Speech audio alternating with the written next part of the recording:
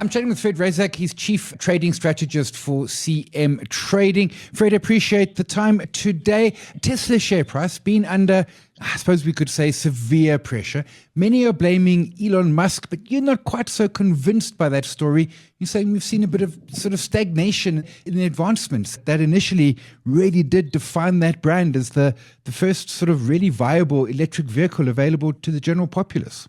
So I think it's a couple of things and a couple of issues that is stagnating the company. I don't think it's Elon Musk himself, but it could be always attributed back to the chief. But I think it's more lack of innovation. I think that their competition has actually caught up to them to a certain degree. And they kind of put a lot of, I wouldn't say it bombed, but it didn't really take off as much as the iconic symbol was supposed to.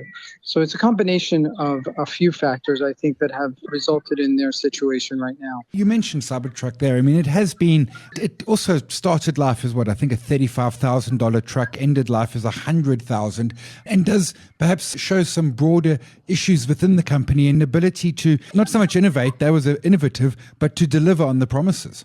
Like I said, it's a few things. It's the fact that they haven't updated the cars.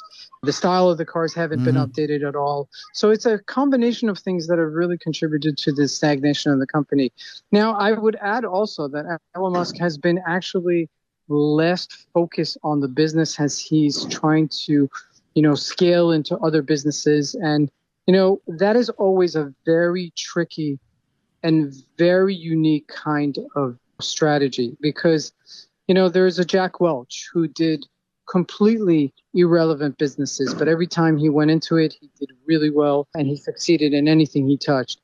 And, time will only tell if Elon Musk can recreate that kind of success in different types of categories of businesses. But also just broader. I mean, I think, he's got SpaceX, he's got Twitter, or X as he calls it, XAI, his artificial intelligence business. All of these in of themselves would be a full-time position, and he's juggling a lot of balls, and he may or may not be a genius, but it's still a lot of juggling to happen. Absolutely. And that's on one side, but there's also the other side that he's so unpredictable.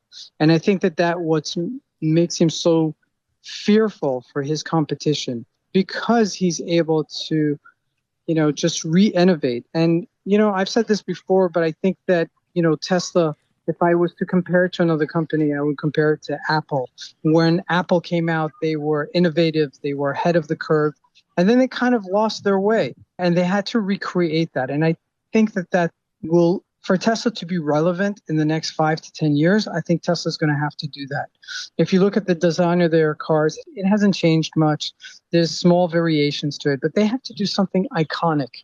And I think that's what they were hoping the Cybertruck would do, which it stalled. So they're going to have to come up with another, back to the drawing pad and, kind of see what they can do. And like I said, the amount of pressure they're feeling from competition, like BYD, which is Build Your Dream, or Rivian, which is another truck company that's an electric truck, is just outstanding. So I think they've got tremendous pressure from other competitions that are putting some pressure on the company. Yeah, that's a great point, because when Tesla started, it was Tesla. It was them only. There'd been a couple of others, the Volt, the Leaf and the like, but really it was all around Tesla.